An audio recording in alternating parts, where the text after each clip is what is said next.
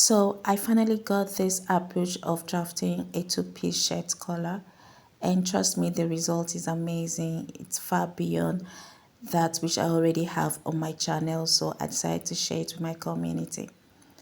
So to draft this two-piece collar on your pattern paper, you need to create margins. The first I have on my left, and that will be for the center back, and then I'll create about 1 inch margin as well below this pattern paper, and that will serve for the center front.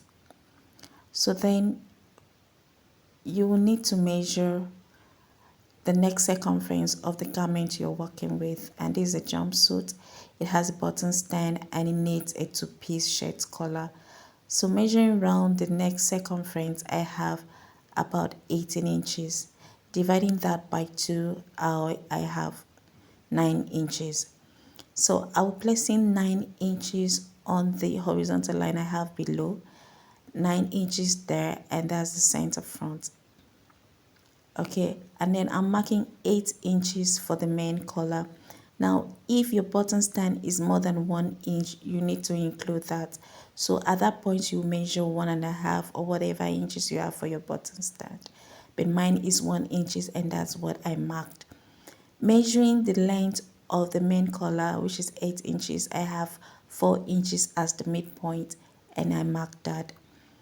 At the length of the under collar, I marked upward ½ inch, and I'll be connecting that ½ inch to the midpoint of the main collar. Please follow this closely. And just so to be sure of the length of the under collar again, I am marking 9 inches on the new line, and at the center front there I'll go upwards with about 1¼ inch, and on my center back I am marking 1¼ inch as well.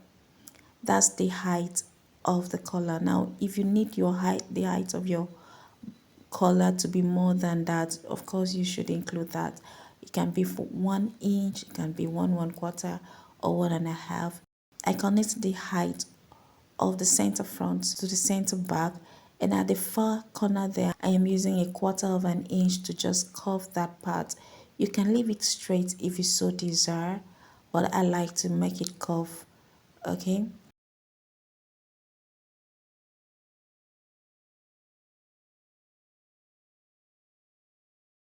so on the center back I am going upward with 1 inch from the height of the under collar, and I'm marking the main collar length again. I will connect that to meet the 1 inch I have marked on the center back.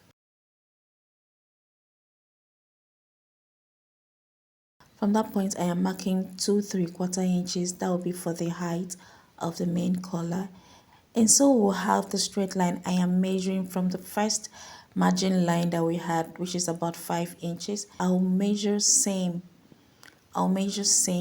on the center front there and mark 5 inches, and then I will connect this line.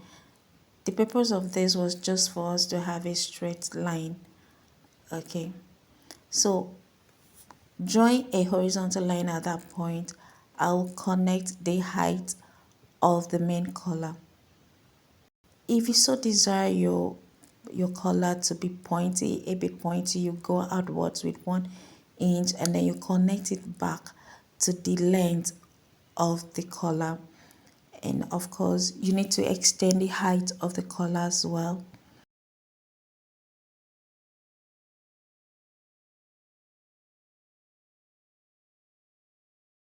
Just contour it a little.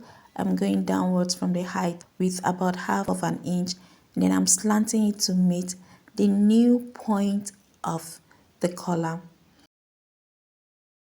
I'll be cutting out the shaded part, and the remaining will be for the collar.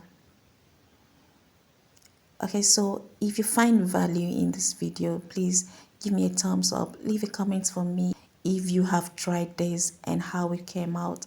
Now if you want a sewing video of this tutorial, leave a comment for me in the comment section and I'll be glad to share. Thank you so much for watching. I'll see you in my next video.